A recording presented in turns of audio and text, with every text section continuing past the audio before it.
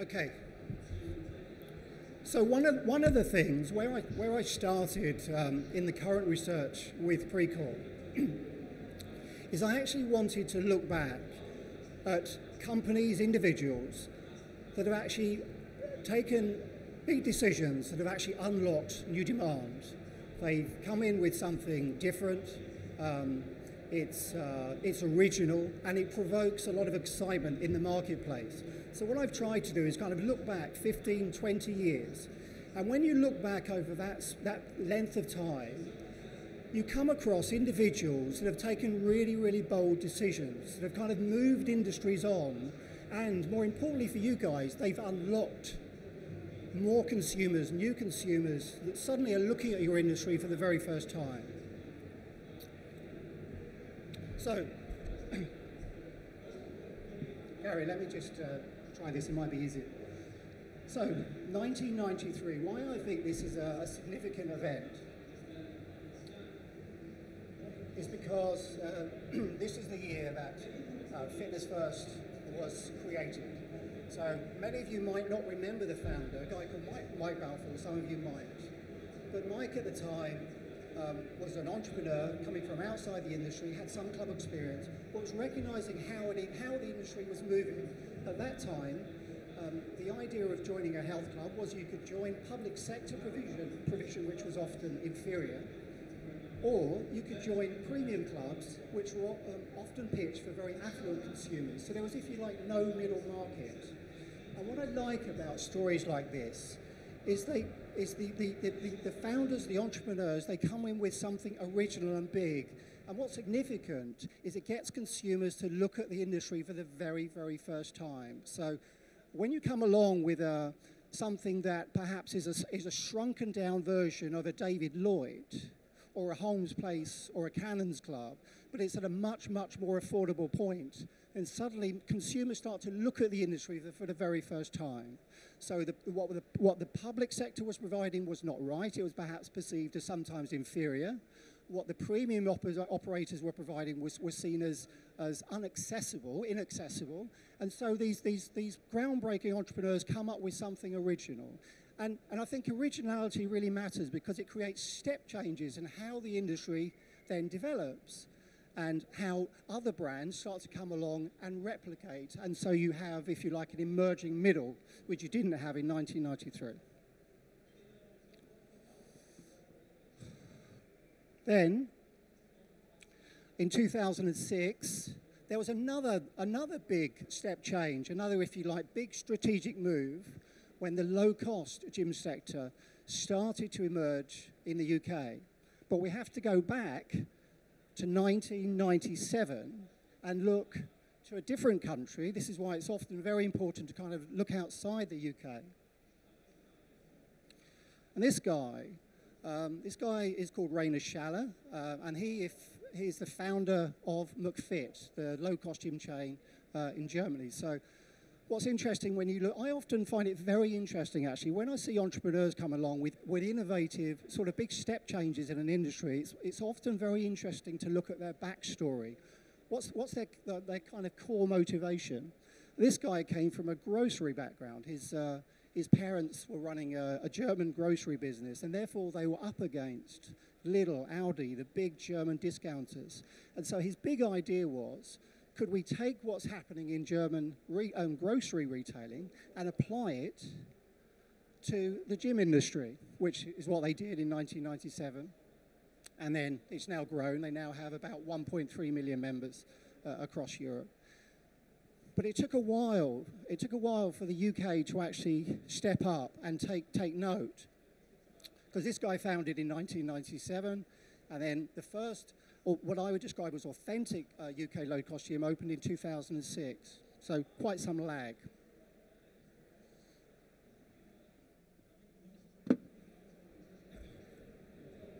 And this is the club. So has anyone actually seen the FitSpace Club in Bournemouth? Hands up, a few of you have, yeah? I think, because this, if you like, is a key part in the industry story, because again, there's a really, really interesting entrepreneur behind this story, an experienced health club operator that had spent many parts of his life working in the established mid-market, if you like, Canons at the time, some of these early legacy brands. And then he kind of started to look at what was happening in Scandinavia, in Germany, and other places around the world, Planet Fitness in the States. And he wasn't saying to himself, we can't apply what German grocers do. He was actually thinking, well, how do I apply what German grocers are doing, what McFit have then sort of followed, what Planet Fitness were doing in the States? And so this guy, Kenny McAndrew, I think has a big place, if you like, in how the UK health club industry, private and public, you know, the 8 million consumers now enjoy, is people like this guy that have actually kick-started it. But importantly, they've unlocked new demand. And I think the point I'm trying to make is these big, ambitious steps do not come along often enough. And I think what's required perhaps is more entrepreneurs like these guys, these Mike Balfours, these Kenny McAndrews, these other entrepreneurs. We need more of them to come along more often so that there isn't this kind of big generational gap. Because without these big step changes in the industry, competition just proliferates. You guys just fight amongst yourselves. You know, new demand is not being unlocked. This was really, really interesting. Hands up, who knows the Milton Keynes market? I know Waleed does because we were there. So I was fascinated a few weeks ago to hear that another low-cost operator had moved into Milton Keynes. And so I hopped on a train from Brighton and I went to have a look. And I was a little bit surprised to actually find two low-cost operators with a very, very similar concept, you know, in the minds of the consumers, a very, very similar concept and story, actually sharing the same car park, squabbling over car parking spaces. You know. But what this kind of says to me, and what's coming out in the interviews I'm doing with smaller clubs at the moment, is one of the questions I ask them is how much competition do you feel on a kind of an intensity scale of 0 to 10. 10 is highly intensive. How much competition do you guys feel on a day-to-day basis? And most of the answers that come back are 8s and 9s. Yeah? And how is that sense of competitive intensity changing, or how has it shifted over the last 3 years? Has it gone down? Has it remained the same, or has it gone up? And most of the time they're saying no, the sense of competitive intensity is rising. Yeah, so that's, if you like, that's the context, that's the reality. And some people might say you cannot change that. You know, that's how things are now. The industry is, if you like, it's frozen in time, it kind of has its framework, its boundaries, and this is, if you like, the competitive landscape.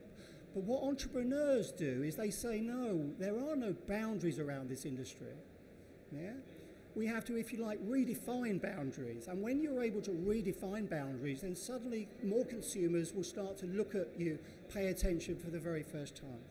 So hopefully in the next sort of half an hour, I'm going to kind of unlock, you know, some further stories of where people are trying to redefine what it means to operate a fitness club and to create, because at the end of the day, what we're trying to do is get to a place of sustainability, a sense that your business is relevant in 12 months, in 24. I was surprised. I was coming up on a train from Brighton, and there was a guy drinking a can of Grolsch, sitting on a table next to me, and it was a really colourful can, and so it attracted my attention.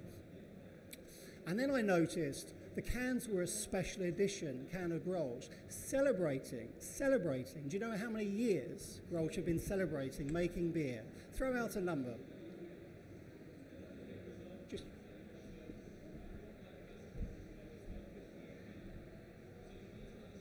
Right, how long? Gary, sorry, thank you. 40 weeks, so we have 40 years. Grolsch has been making premium lager for 40 years. So come on, give me a number, throw out a number. What anniversary was Grolsch celebrating? What was the can I saw when I was traveling up to Birmingham? 45 years ago. Sorry? Okay, we have 400. Okay, we're going to stop there. Yes, they were actually celebrating their 400th year. Did you know that? Was that? Okay. Yeah, no, I think there's something in that story, and And what's interesting is they attract you because you immediately start thinking, what is it about something as generic as beer that can be as relevant today as it was 400 years ago? And I'm thinking, wow, you know, if a health club was being talked about, drunk, consumed in 400 years' time, wouldn't you be doing a remarkable job? And yet, what is the life of a typical health club in the UK? It's a bit of a black hole, that, because we actually do not measure in the UK, unfortunately, the life of a club. So that's something perhaps the industry should start measuring. And I'm going to be looking at, if you like, the death rates of health clubs, just to kind of, it's good afternoon reading, isn't it, to see how many health clubs die each year in the UK. But there's a kind of, you know, there's a lesson, because you don't want to be one of these nasty statistics, do you? A death. So here's a picture of a church, because what we're talking about now is, if you like, the concept. Most people understand the concept of a competitor. If you were to actually drill into the definition of a competitor, then in kind of academic terms, you would say, well, competitors take on a very similar form, and they also take on a very similar function. Does that make sense? That's why low-cost operators would be forensically comparing themselves, benchmarking themselves against other operators who they deem to be a competitor. Yeah, they're often easily identifiable, and so they often get measured and captured in industry statistics. What's curious, though, is there's a concept known as substitutes, where you're happily kind of running a business for many, many years, and suddenly you get substituted. And in the fitness industry at the moment, it's going through a significant period of being potentially substituted. And here's a kind of an example. This is a church hall a few metres away from where I live in Brighton. And here we have, if you like, a really good example of a substitute that often operates. Why this matters is they often operate under industry radars, yeah? Because the industry does not capture a substitute. It doesn't get picked up in industry reports. It's not, if you like, it's not a traditional venue, yeah? The industry measures clubs, things that look like health clubs, competitive health clubs. That's what its job is. But a substitute, if you like, if we were to kind of break it down, what is it? It operates in a different form. This form happens to be a church, but it operates it serves a very, very similar purpose or objective in order to get people moving, to get people active. And this is a really good example of how for £6 an hour, if you like, you can substitute the entire health club industry. Yeah? So these kind of things I think really matter, because I think the concept of substitution is really, really intense at the moment. And the thing is, they are quite hard things to pin down. There are some really savvy operators in America, SoulCycle, for example. I think they do a much better job. They tend not to.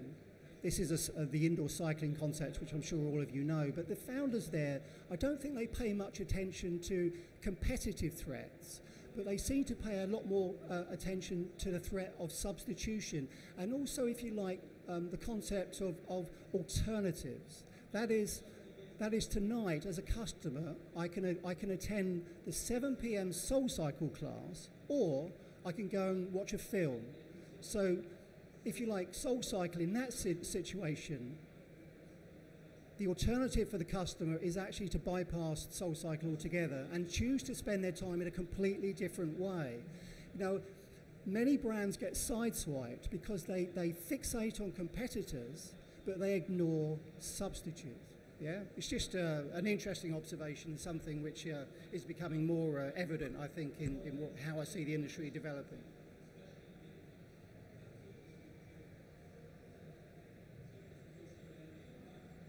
Here's, you all know these guys, British Military Fitness. This is another really interesting example, I think, of a substitute. So let's go back to our definition. So slightly different form. You know, British Military Fitness do not need to operate from physical infrastructure, do they? They just operate from parks. So they eliminate the physical infrastructure, but the core function, the core purpose of British Military Fitness is what is the job that health clubs are in, to get people moving, to get people active, to get people engaged. So this is a really good example also of how substitute. I remember a few years ago, I would put British Military Fitness on a slide and say, you know, things to at least be aware of, how the industry is changing. Many people would not have heard of British Military Fitness. They wouldn't be paying attention to them because at the time you start to look at them, they seem very small. They seem insignificant. They operate from 5 parks. So the CEO of a big health club chain is thinking, they're not going to be a threat, are they? But the interesting thing is, you look back a year later and they're no longer operating from 5 parks. They're operating from 50 parks. And then you look at them again 12 months later and now they're operating from 250 parks. And then you suddenly find that during the winter months, they start to move into physical venues and start taking over churches and health clubs. So suddenly they've moved from insignificant and they're not on our radar, so now they're involved in sort of, you know, now gym chains are involved in management meetings saying, how do we deal with this threat, you know? So I know this is really, really hard because most of the time you just have to pay attention to how the business is today, you know, and that's probably where you need to spend 90% of your time. And I suppose that's if you like, the value that I try and create, just by helping you to think about how you could perhaps spend the other 10%. Now, the thing is, the challenge is, once you start putting many of these substitutes together, on their own, they might not create a dent in your business. They might take 20 members, and you think, I can live with that, you know. And then perhaps another substitute will come along, and they might take another 20 members, and you might think, well, I can live with that. But the thing is, if this becomes a kind of a recurring, persistent trend, then suddenly you cannot survive like this. Sorry, Gary. So this is my kind of, this is how I kind of visualize what perhaps is going on in many clubs. And often, if you like, this is a silent death. You know, so what these are is you might start the year with 1,000 members, and then suddenly a range of different sort of substitutes come along, and they take a slice. And it might not be a big enough slice that you pay attention or you feel it. And then another slice and another slice and another slice. I call these kind of salami slices. You know, British Military Fitness taking 25. You know, Zumba in a church hall taking another 25. You know, these slices start to hurt after a while.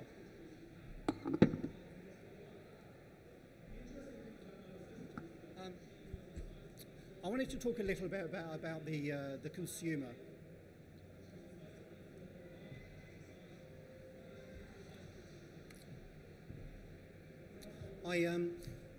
I was trying to think the other day of a term that would kind of quite nicely kind of sum up how I think consumers no longer wanted to be wedded to a single fitness provider, because I could see the kind of this trend emerging, this sense that a lifetime membership with one provider is not what I'm now looking for. And I was trying to think of a kind of a concept or a term that might describe it. I ended up coming up with something called decoupling.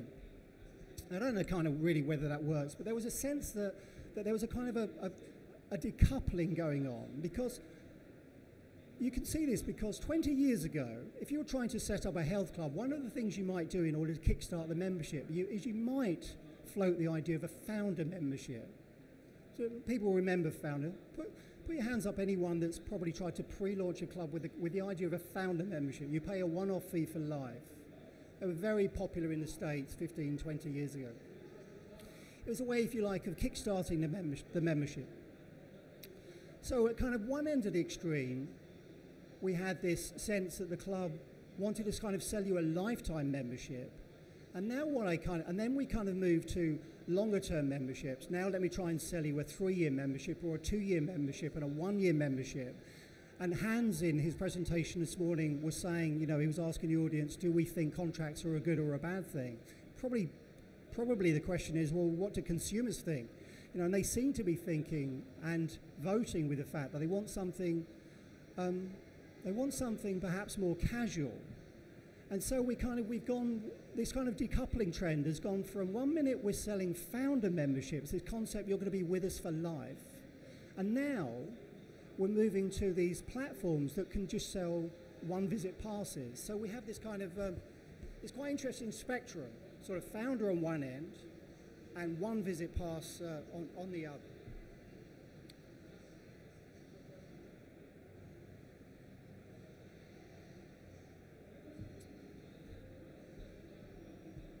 And so we have this kind of interesting phenomenon now. I was looking through an URSA report recently, one of their consumer studies, where they were, one of the interesting observations I think that came out of it was the number of American consumers now that are holding more than one type of membership. And this was in a certain category of American club called a multi-purpose club. So these tended to be the larger, dry, multi-purpose clubs. Where in the last report I looked at, 1 in 5 American consumers of these multi-purpose dry facilities actually had and was holding a second membership. So the idea that they are just wedded to one venue now, I think that whole concept is starting to erode. Now I started to kind of describe this as slightly, is this promiscuous behaviour? The sense that you want to engender loyalty, don't you? You want to think, you'll still be a member with me, won't you, in 12 months' time? And yet the consumer was, if you like, going the opposite way. They were kind of, what I would describe as becoming more promiscuous. I'll see you just for 1 hour a week, but certainly won't be buying a kind of a long-term membership with you, more of a casual relationship. And what this kind of underlies, I think, is that consumers are starting to seek out more remarkable experiences. Something kind of beyond average, beyond mediocre. And I think that's why this whole decoupling trend, I think, will just grow. I've done a piece of work recently where I was looking at boutique studios, and I'm going to throw up a couple today, but it's very clear, in the way that the new studios design their whole business, is it's not predicated on selling memberships, and it's not it's not built on the basis that we want your undivided loyalty. They do not ask for loyalty. They just ask for 45 minutes of someone's time. And if we can deliver a kind of an A-class experience, then the consumer might give them another 45 minutes of their time next week. Yeah?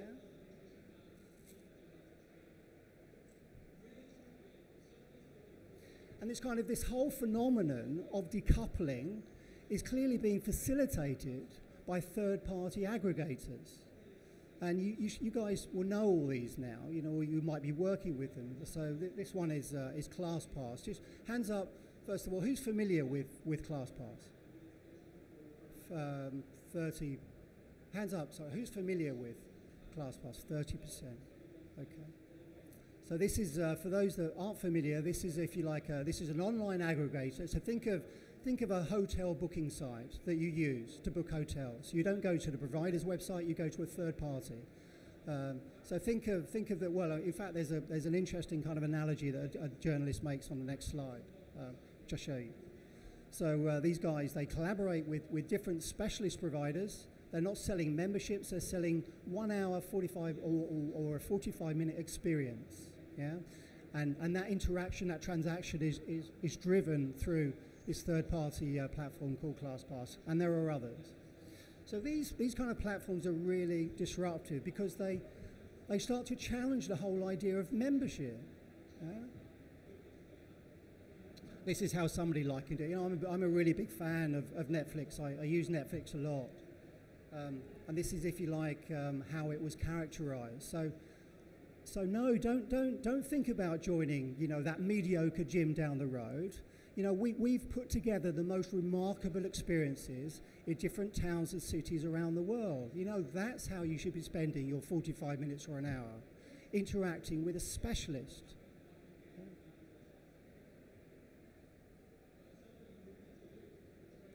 Pay As You Gym, which actually launched in the UK, had I suppose you could say it had a similar model. It started off, if you like, transacting single passes. So again, the consumers weren't being asked to buy memberships, they were just being asked to buy a 1 hour pass or a pass to a gym. And now that platform has evolved to selling the idea of a got a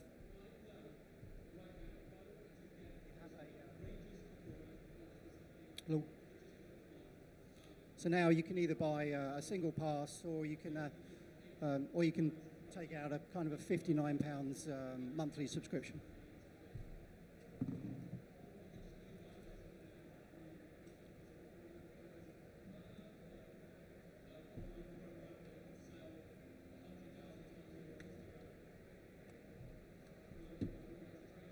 Okay, this is the gory part. So one of the things the industry does is it actually captures, in the UK, and has been doing for many years, it captures the number of gyms that open and the number of gyms that close. Now, it looks at this both on a public sector basis and also on a private sector, but these stats are actually looking at just private sector. So the red line is actually showing you which clubs are closing, and the green line is showing you which are opening. Now, you can see that the club openings at the moment are outpacing closures. That's in most part driven by the growth plans of low-cost gyms. Yeah? Probably in about, I think, 4 out of every gyms that are open in 2015 could be defined as low-cost.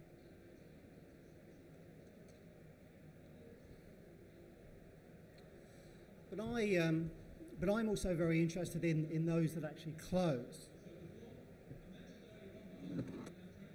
And what we're finding with those that are closing is they, in the main, tend to be independents. So in 2015, for example, 3/4 of these guys were independent operators. And when you actually sort of drill down and look, well, what was going on there, their memberships were typically half of the UK average membership. So they were sort of operating in an environment where their membership levels were declining. They were operating, they had the capacity to charge less than the average in the UK.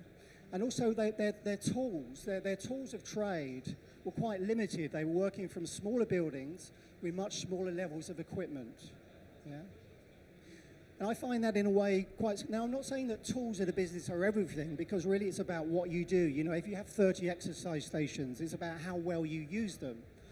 But we do have to pay attention to the fact that that gym I saw in Milton Keynes the other day, the new Exercise for Less, was saying that it was operating with 600 exercise stations. You know, it's probably the largest low-cost gym in Europe, if not the world.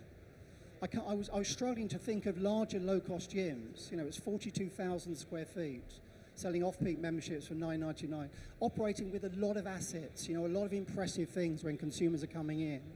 And I think one of the things I'm quite interested in the research I'm doing at the moment is, what's it like being a small club, you know?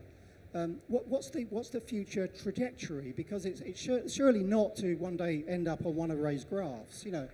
So how are you guys how are you responding? You know, how are you intelligently stepping back and creating something that consumers are going to get really, really excited about? Because this, if you like, is the reality. You know, it's the kind of the now. You know, we've spoken about how consumer behavior is changing, how competition is proliferating, how alternatives like Zumba in a church, you know, are not going away, how technology platforms are forever increasing. So how does the health club charging £40 per month operating from a relatively small base, you know, with legacy costs, how do they win? You know, how do they win? Yeah. And what sort of future do they have?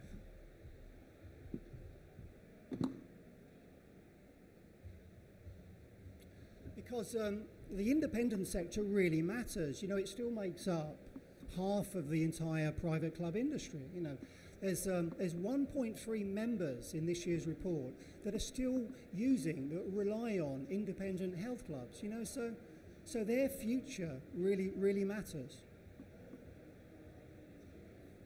But I'm a bit confused, because when I look around how the market is kind of shifting and changing, you know, I'm a kind of an analyst that is I'm poring over people's websites all the time, and I'm thinking, well, if I'm a consumer, how do I kind of filter and analyse what's going on in the health club industry at the moment? In Brighton, I took this off of the Sports Direct website a couple of days ago. This is a health club they have in Brighton. Well, sorry, no, it's actually in Hove, just outside of Brighton.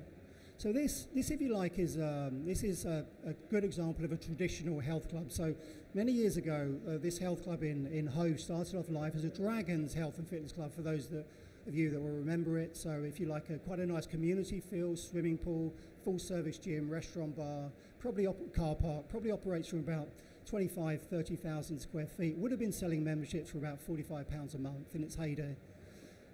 Gets taken over, LA Fitness come along, then offload to Sports Direct. And what does Sports Direct do with these old legacy clubs with pools? You know, this is how health clubs used to be 10 years ago. And I was staggered to find it's now priced at $19.99 a month. And where I get a bit confused is a low-cost gym has just opened up in Brighton, a 24-hour gym. And I can join a low-cost gym in Brighton at the moment for £21 a month. Now, these two don't actually operate directly in the same catchment. There's probably a 15-minute drive time between the low-cost guys that are selling you a kind of a narrower experience for £21 a month, and Sports Direct 15 minutes away that are offering a kind of a fuller suite of facilities, a wet experience, you know, for $19.99. And then I thought, well, is this a kind of an outlier? Is this a blip? Is this just because Hove is struggling and it's priced at this? But then no, I went on to the other legacy clubs that Sports Direct operate, and they all seem to be priced at $19.99.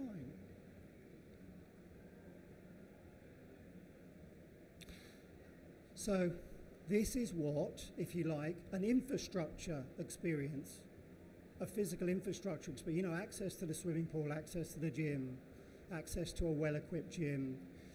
This is what it seems to be working out to. You know, this is where it is drifting to. And so independent clubs, if you like, who are priced at $35 a month should not feel surprised when they feel challenged, when they feel more competitive intensity, if they are not reading up these quite big signals from the market about how things are shifting. I remember I was reading a Mintel report a couple of years ago, and one of the questions they asked 1,000 consumers is how much would you be prepared to pay for, if you like, an average fitness experience? And one of the answers they put on there was zero. And it was quite interesting how many consumers actually chose, I would be prepared to pay nothing for this kind of undifferentiated fitness experience. You know, that was a couple of years ago. It's quite interesting, isn't it, that, you know, 5 years ago, consumers would have been falling in love with clubs like this. And now it feels as though we're kind of we're almost giving them away.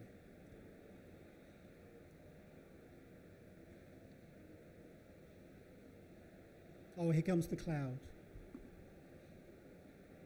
And so the question I have is that are a number of clubs that still operate in this independent sector, are they on the verge of redundancy?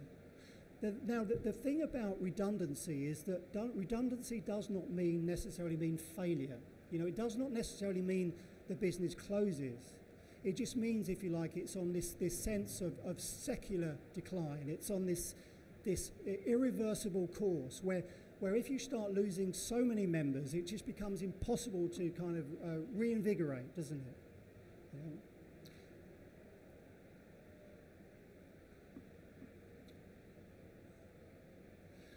And a while back,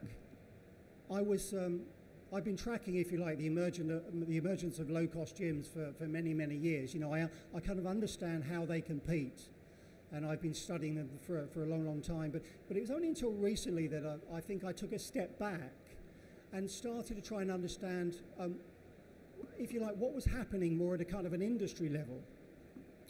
And I came up with this idea that I saw the industry kind of forking off into two clear directions. And the low-cost guys were very clear on their path. They wanted, if you like, to create very successful, highly scalable businesses that were fundamentally built on the concept of self-service. The idea of self-service is where a consumer has a level of competence that they're happy to come in and do many things on their own. You know, they are technology savvy, they are happy to join up online, you know, they're happy to go through these kind of funny PIN code receptions. You know, they embrace technology. They are happy, if you like, to trade off the idea of instructor-led sessions, you know, in many cases, and just look after themselves. And where the industry, if you like, grew up was not by providing a self-service experience. It was by providing a supported experience. You know, that was the implicit understanding when you joined a gym 10 or 20 years ago, that we will be here to help you. Tell us, if you like, your destination as a customer, and our qualified, experienced staff will help you get there. And then as banks and private equity started to come into the industry, they actually started to see, if you like, layers of fat that perhaps could be eliminated. And one big layer of fat clearly was the number of people on gym floors providing instruction.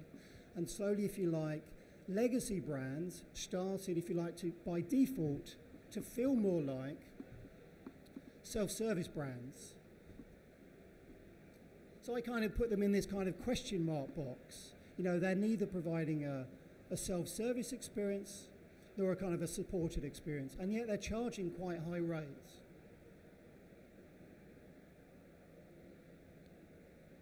And so I think where we are at the moment is a number of clubs, if you like, not clearly in alignment with what consumers think they're worth.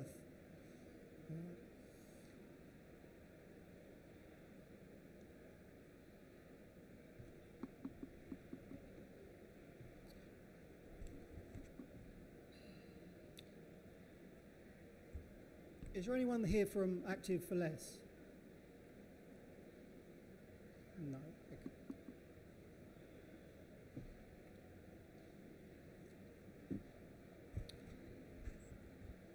Okay. Active for Less. I want to kind of tell you this case study. It's a business that I've studied for my my new report.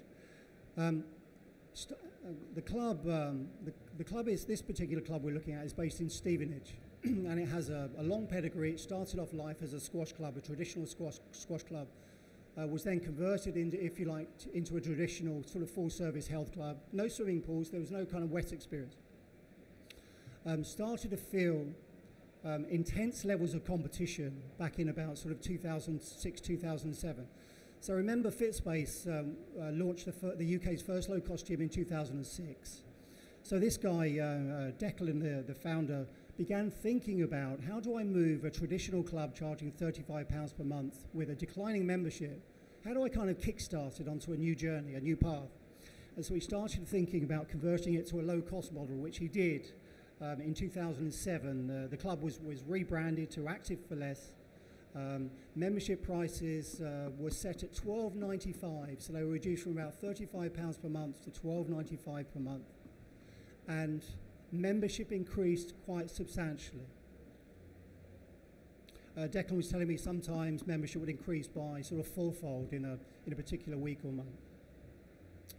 And I wrote about, if you like, the conversion if you like, this established club to a low-cost model for one of my reports, and the report was published in 2010. And then a couple of weeks ago, I contacted Declan because I wanted to know what was going on 5 years later. So was the club in Stevenage still on path? You know, was it still pursuing this new low-cost strategy? And I was quite surprised with how the interview went, because I found Declan struggling, if you like, with what he had created. In fact, the club was moving away, or starting to shift away from its low-cost strategy now. It was finding that the infrastructure it was operating from could not cope with the big, steep increase in membership. They had big challenges around car parks, and so the member experience was declining. Big increase in membership. But it was operating a low-cost gym. Remember, many successful low-cost gyms in the UK are built from scratch. You know, they're built from a blank sheet of paper. They operate from new facilities. They were designed for purpose. So sometimes when you reconfigure these clubs, it doesn't quite work out when you try and execute the strategy. And so here we kind of had an insufficient and inadequate infrastructure to suddenly deal with a large influx of members, and members were starting to leak away. Other, or if you like, purpose-designed low-cost gyms were coming into Stevenage and stealing away members.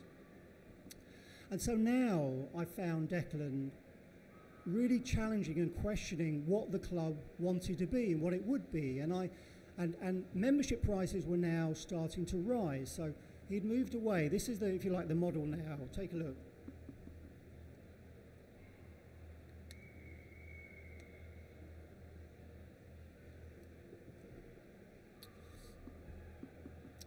So now, before it was very, very simple. It was a kind of a low-cost, narrow experience, $12.95.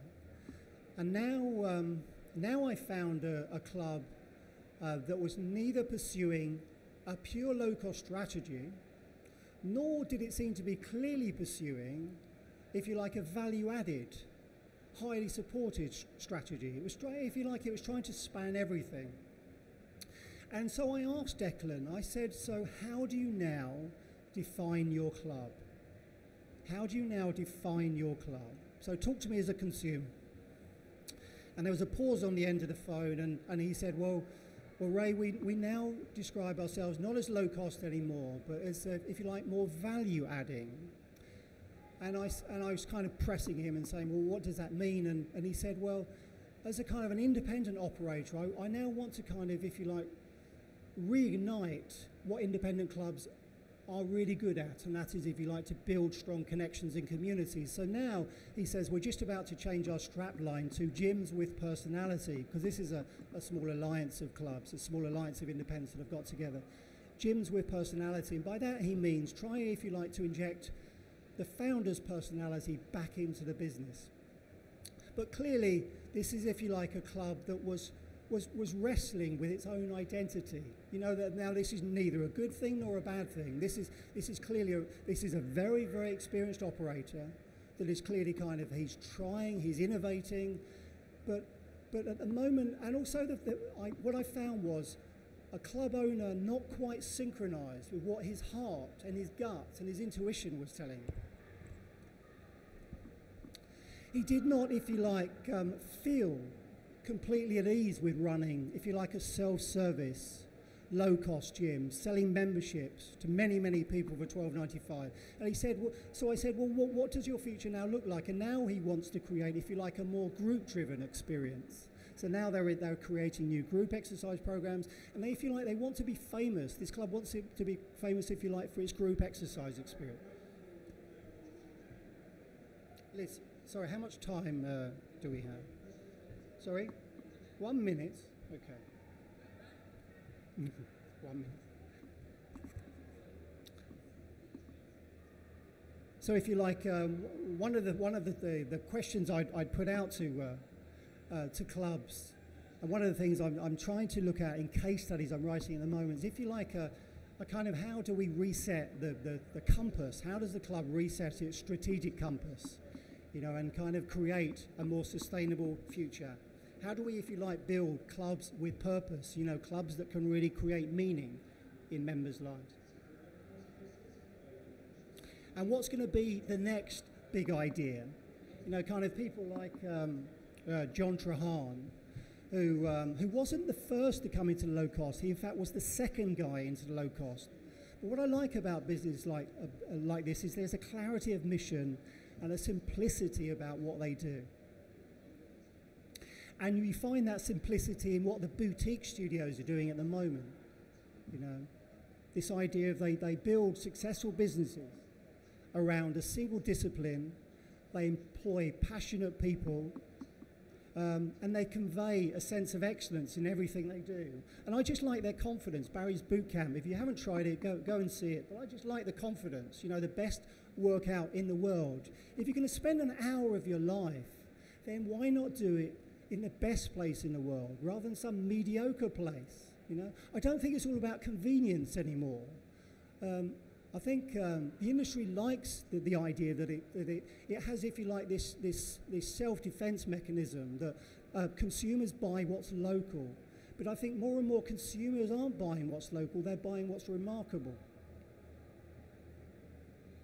This model tries to clarify, this is a model that I've created in my boutique studio report, which you can look on you can find that on my website.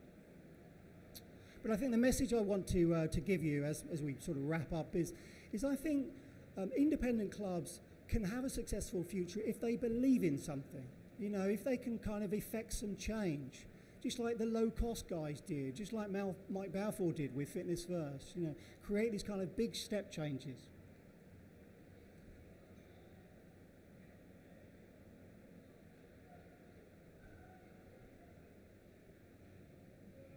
And I think why consumers are kind of quite excited about studios is they are very, very easy to understand. You know, they do one thing, they try and excel at it. You know, I really like that quote from Hillary. You know, that's all we have to fixate on, isn't it? Every minute of every day, how do we improve this 45-minute cycling experience? Now, what a lovely, simple business that must be compared to running a highly complex, legacy established health club. So does that not suggest sometimes you have to kind of cut away things and create more simplicity? A couple of last slides. I really like this. This is, if you like, is a guy that believes in something. I was contacted a few weeks ago by a guy that's just opened a rowing studio in South London called Rotox. I've not tried it yet. But even without going there, it says something about Charles, the founder. I know, without even meeting him yet, we've just had a few email correspondence, I know that this guy will live and breathe rowing. And I think that's really important. And I know that people looking for a remarkable high-intensity exercise experience in London will seek out these guys at least once. And then if Charles is doing a great job at Rotox, those consumers will come back and come back.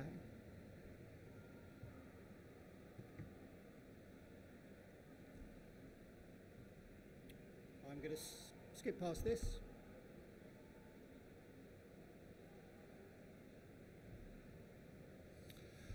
So I just wanted to leave you with this. I get really excited when I come across brands that are doing some, you know, sort of earth-shattering, remarkable things. You know, they are really trying to change things up. And one of the things I often sort of, the question I ask myself when I come across a new business is why should I care? You know, Liz and I, we were having a lovely conversation at lunch today, and we were talking about Airbnb. You know, hands up who's used Airbnb. Yeah, there are check it out, because they, if you like, are disrupting the entire global hotel industry. And what I love about stories like this is these are just three young guys that just had an amazing idea.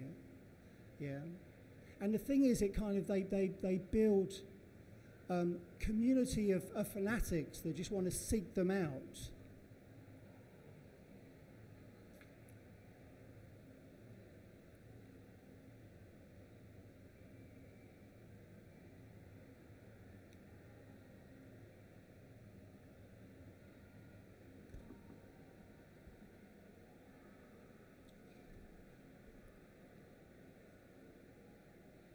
So my, if you like, that was my my closing slide.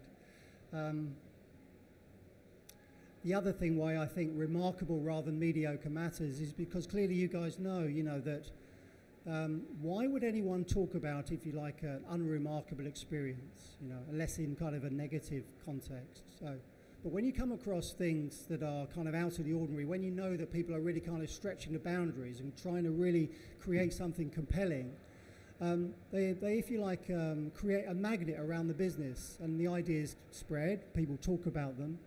And I was reading, somebody said recently in a book that I'm reading about brand building, they said, you know what, it's more expensive to try and create a mediocre business than it is a remarkable one. Because if you're kind of running a mediocre business, nobody's paying attention, and you have to pay more to sort of try and infiltrate people's minds. So he was actually arguing that it's cheaper to actually try and be more ambitious and run something more remarkable. Now I have a request before we wrap up, and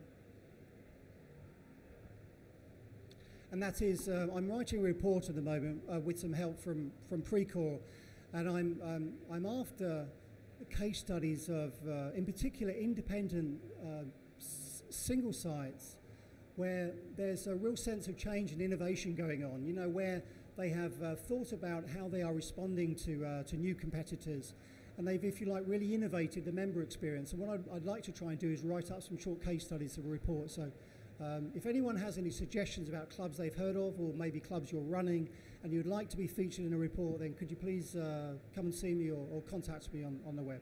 Thank you very much.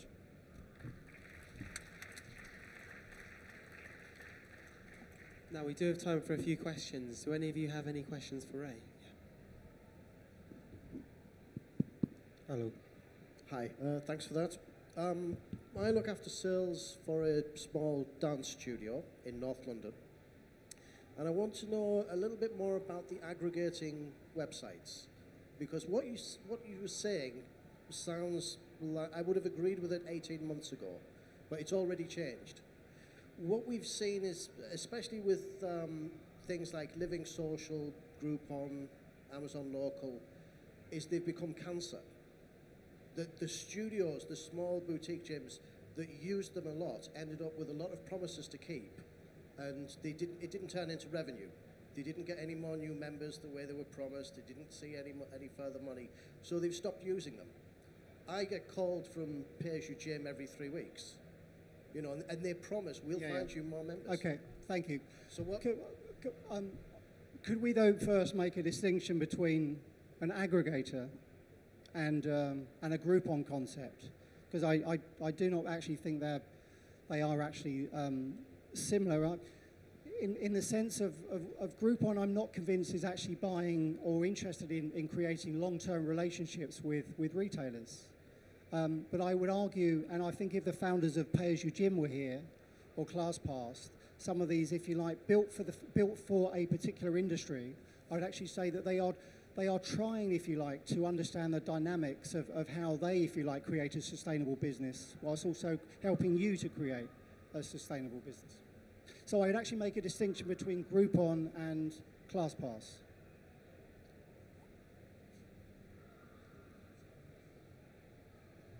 Sorry, I've seen this firsthand. I've seen small yoga studios, you know, and what happens, it is that, like you say, the substitution.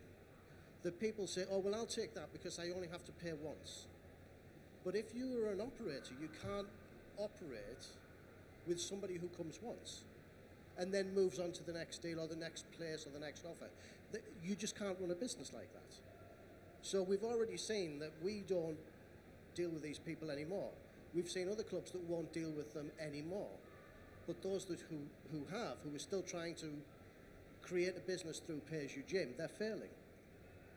And I wonder if you'd seen that yet. Yeah. But at the end of the day, isn't it the consumer's voice that really matters in all of this? Well, not if the businesses fail. If those businesses fail, then there won't be any gyms to put them in. And the operators, I know from my side, we already feel that. Other operators that I talk to already feel that.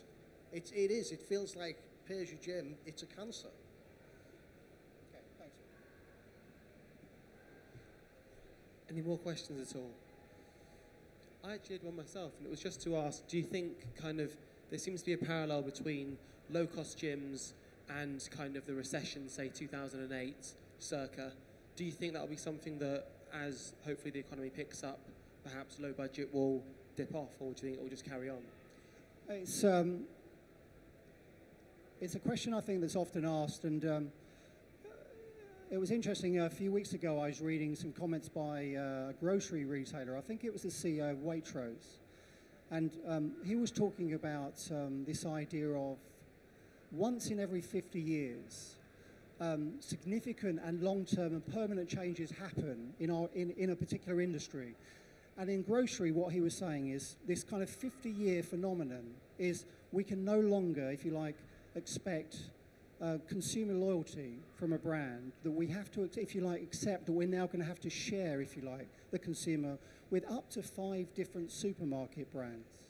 And I think there are some similarities, aren't there, with how consumers are now thinking about their interaction with fitness brands. that you could spend your life thinking about how do I engender complete loyalty with this consumer. But I've also spoken to studio owners who say, Ray, we're not going to spend any time trying to, if you like, all we can do, all we can control is what is the exercise experience like at 6 p.m. in our studio now, and will the consumer perhaps come back next week for the same class if we've actually delivered that kind of A rating experience. That's all we can control. Yeah, I think the other thing that may be overplayed is that as economies pick up, so consumers start to revert to the old ways of buying. And so there's often this assumption that, low-cost gyms are built in a period of austerity, and then as consumers start to feel more affluent, they start to migrate back to their pre-existing behavior. But I don't necessarily see that. And also, there are low-cost gyms that have been trading for 20, 25 years. So if you like, they've been through massive economic crises, highs and lows, and their businesses are on very steep growth trajectories. Yeah. Does that help? Ray, hi. Thanks a lot for the talk. My question is, with regards to boutique fitness studios, what kind of customer segment do you think the boutique fitness studios are serving? Because from what I understand, they charge quite high prices. We're talking about maybe 20, 30 pounds an hour in some cases. So wouldn't it be useful for the independent operators to say, okay, maybe they're not taking our customers, and that's my first point or question, if you can elaborate on that. And the second thing is aren't the boutique fitness studios mostly in London? Yeah, that's it. No, Willie, that's that is a good point. One of the things, if you like, that boutique studios have to now demonstrate is the ability to scale. You know, that was one of the things that I was thinking about in the report, that we can get very excited, if you like, about one-off studios creating really remarkable experiences in highly affluent areas in southwest London. But can those businesses genuinely scale? And at the moment, we've seen in other countries, they seem to have the capacity, in the States, for example, the capacity to scale. If you look at examples like Flywheel and SoulCycle, but we've not yet demonstrated that capacity here. I look at Brighton. Brighton, you know, a savvy, tech-savvy, affluent population, with a population about 300,000. We have no recognisable sort of studio concepts in Brighton, you know. Cycle, set up by the former founder of Fitness First, has now just opened its second studio, but that's, you know, just months into the second studio. The other thing we have to remember is that although boutique cycling studios are, you could describe them as, are they one of these big strategic moves that I was mentioning about earlier? Are these game changers for the industry?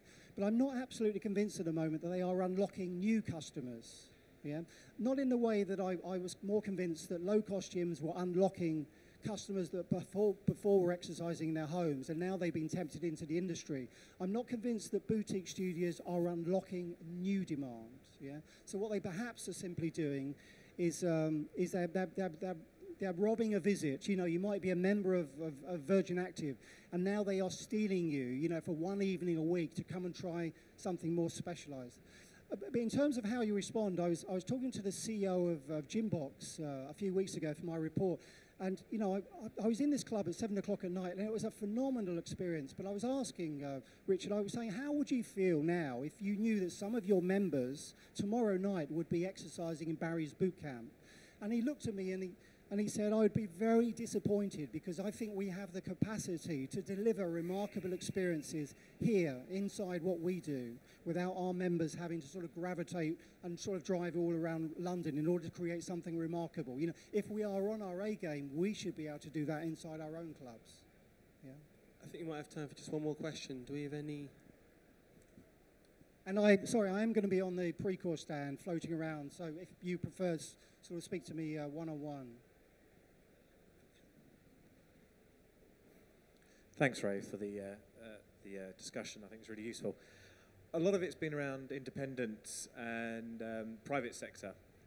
And I'm curious, working in the public sector, if the information you're providing with us today is completely transferable. It could certainly, the idea of making it remarkable certainly sits true and unique and spoken about. But I suppose it would also be compelling to hold on to that middle market sector that has been left, as we do still just have the pools, we have the wet option, we have the dry option, we're non-contract, and we do hold that mid price point. So I'm just curious how much of this discussion is transferable into the public sector as well. I think at the moment my attention, I know that you guys feel competitive. You know, I was speaking to Phil Rumbelow earlier, and you know, about the competitive threat that trusts. You know, I read online about, you know, the impact sometimes on when a low-cost gym comes in and starts to infiltrate a public sector facility. You know, there's significant impact that can have. I think at the moment I'm interested though in businesses whose future may be terminal, and if you like, that's my, if you like, my core focus at the moment. That is there not some sense of comfort that you guys have a very clear social mission that you're going to deliver whether you have a successful gym or not, that if your gym was to fail, that doesn't necessarily drag down the entire enterprise. And I think that's why, whereas I think with the independents, if the engine of the business is undermined, it could undermine the entire business. Does that answer your question? I think, do you guys not have a more sustainable future, regardless of how successful your core, if you like, the fitness experience is? Sure. I mean, our outcomes are wider spread, and clearly, depending on what kind of client you may have, you may be controlled and governed in a way that stops a bit of entrepreneurism. But I still think it is critical to evaluate yourself within the market that you sit. Do we feel competition? Yes, we do. We still have commercial outcomes that are important for us to progress. It's interesting, we're looking at developing, and we're still looking at our product, how we can differentiate our product. But personally, with what we're doing at My Time Active, I'm compelled to consider the price point we're holding because of where others are moving, either towards the north in the boutique or towards the south, if you allow them terms, in the regards to the budget. I'm interested from your point of expertise is, should we be careful not to be left in the middle? Yeah. Could I take some more questions on the stand for one-on-one? Absolutely, yeah. I think that sadly is time up. It's been an incredibly insightful and informative last hour. So can we please give Ray a big round of applause? Thank you.